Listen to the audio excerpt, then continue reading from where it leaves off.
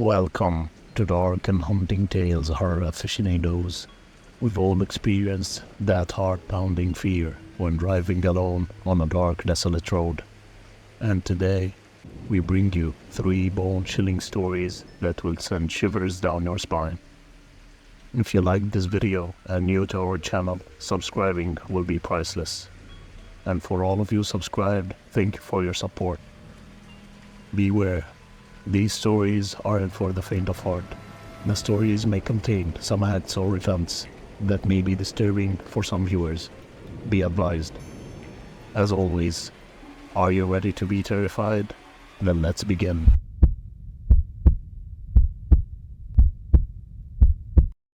My name is Jack, and the story I'm about to tell you is about an encounter that still chills me to the bone every time I think about driving at night. This encounter made me think twice before going on a cross-country trip at night, and especially alone. I was on a long journey from my university in New York to my parents' house in Maine, and this stormy night seemed like it would never end. As I parked beside the old gas pumps, I noticed how isolated this place was, miles away from civilization, and a shiver ran down my spine. The gas station was eerily quiet, except for the distant rumble of thunder and the pounding rain on the station's roof. I knew I needed to refuel, so I grabbed my wallet and stepped out into the downpour. My clothes were instantly drenched as I approached the rusty old fuel pump. As I tried to start refueling, I heard an unsettling noise. It was the jangling of keys from the nearby maintenance shed, swinging ominously in the wind. I glanced in that direction and felt a chill in the pit of my stomach. A figure shrouded in darkness stood by the shed, just beyond the dim reach of the flickering gas station lights. Hello? I called out, my voice shaky. Is someone there? No response. The figure remained motionless. I quickly finished refueling and jumped back into my car, my heart pounding. I tried to start the engine, but all I heard was a disheartening click. The car refused to start. Panic set in as I turned the key repeatedly, the engine making a futile effort to come to life. Thunder cracked above, and I watched in horror as the figure from the maintenance shed began to approach my car. Step by step, it came closer, its silhouette shifting in the dim light. I couldn't make out any features, and my mind raced with fear and dread. I fumbled for my phone, desperate, called for help, but there was no signal. My only lifeline was severed. I was trapped alone in a car that wouldn't start, and the mysterious figure was drawing nearer. My voice trembling, I shouted. What do you want? Leave me alone! Still, no answer. The figure kept coming closer, its footsteps slow and deliberate. My breath quickened, and my hands trembled as I frantically tried to start the engine. Just as the figure reached my window, a sudden flash of lightning illuminated its face, revealing a grotesque, twisted grin. My blood ran cold, and my heart felt like it would burst from my chest. The car's engine finally roared to life, and I slammed my foot on the gas pedal. The tires screeched as I sped away from that terrible gas station, leaving the sinister figure in my rearview mirror. I didn't stop until I reached my parents' house in Maine hours later.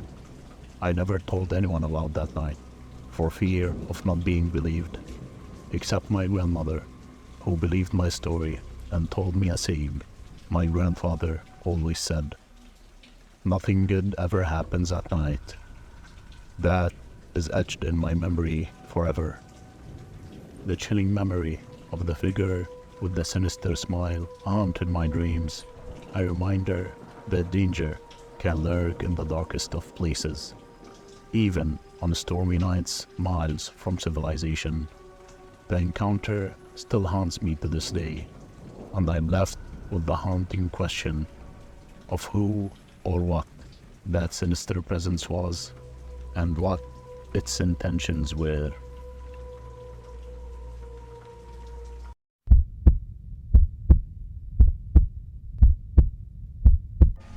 My name is Alex, and in this encounter we had on a night drive with my friends, whose names are changed for anonymity reasons, is something we will never forget. It made us become more aware of our surroundings wherever we went, and true believers in the supernatural. My friends and I, Matthew, Selena, and Tom, were always up for an adrenaline rush, and our night drives often led us to the most unusual places. This time, however, it was a detour we hadn't anticipated. As we cruised down the narrow roads, we suddenly took a wrong turn into some forest. Unbeknownst to us, it was rumored to be haunted. We continued our journey deeper into the woods. The eerie silence that enveloped us was palpable, and our laughter gradually faded. The only illumination came from our car's headlights, creating a tunnel of light in the otherwise impenetrable darkness. Trees loomed on either side, their branches casting twisted shadows that danced ominously on the road. The atmosphere grew more oppressive with each passing mile. An unsettling feeling dawned at the back of my mind, but no one wanted to be the first to admit it. Then, out of nowhere, Tom, who was driving, hit the brakes. What's going on? Matthew asked, glancing around in confusion. Tom pointed to the road in front of us, his voice trembling. Did anyone see that? I followed his gaze and saw it too. A ghostly figure standing by the roadside, its eyes shimmering with malevolence. My heart pounded as I realized that this was no ordinary person. It was a supernatural entity. Panic erupted in the car. Selena screamed, and Matthew clutched my arm. Tom tried to reverse the car, but it wouldn't budge. It was as if the forest itself was holding us in place. The ghostly figure moved closer, its form distorted and ethereal. We could see right through it, and its twisted features were like something from a nightmare. It reached out a spectral hand toward the car. We need to get out of here, now! I yelled, my voice demanding. Tom tried the engine again, and this time the car roared to life. He slammed his foot on the gas pedal, and the tires squealed as we sped away from the apparition. The forest closed in around us. The trees seemed to reach for us, their branches clawing at the car. As we rushed down the winding road, the ghostly figure pursued us, its eyes filled with malice. It was as if the forest itself had come alive with malevolent intent.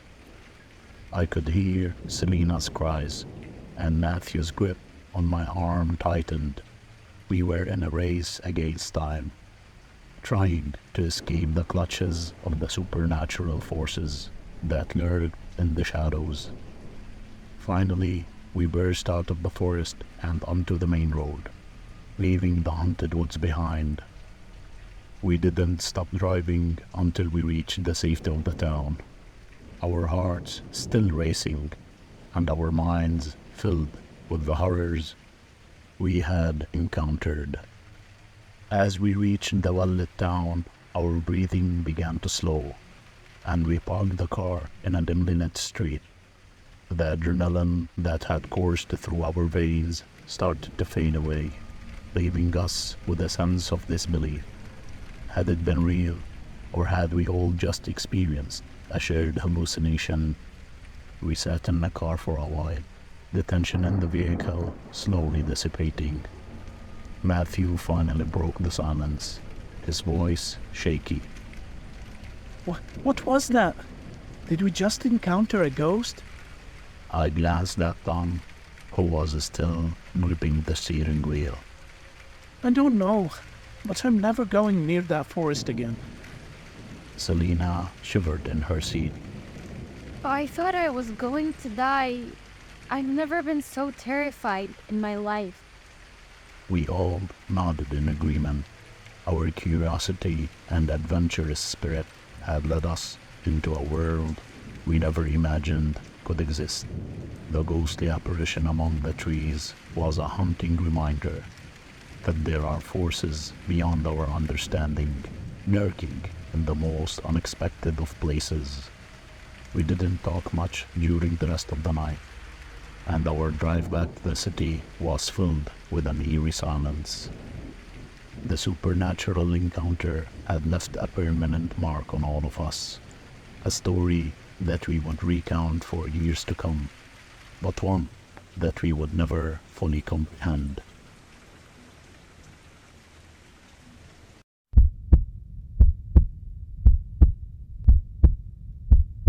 My name is Tara, and this encounter happened to me while driving at night on a mountain trail, and is etched in my memory forever.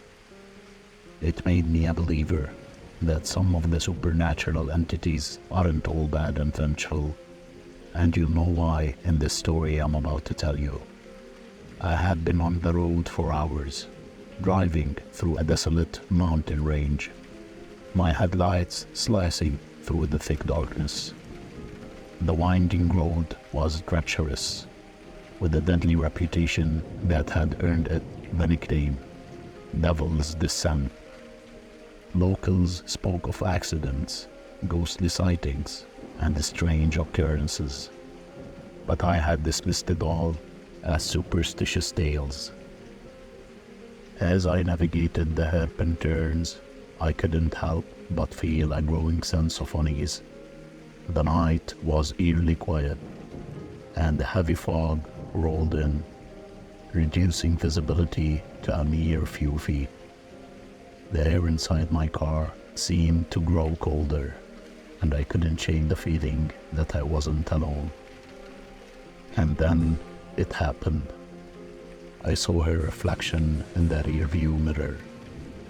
A young girl with pale skin and dark, sorrowful eyes.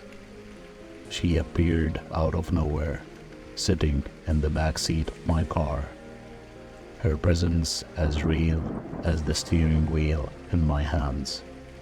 I swerved the car, my heart racing, barely avoiding the edge of a cliff. Who are you? How did you get in here? I stammered, my voice filled with fear. She didn't answer. Her eyes locked onto mine. Her gaze was haunting, a deep one of sadness that seemed to pull me into its depth.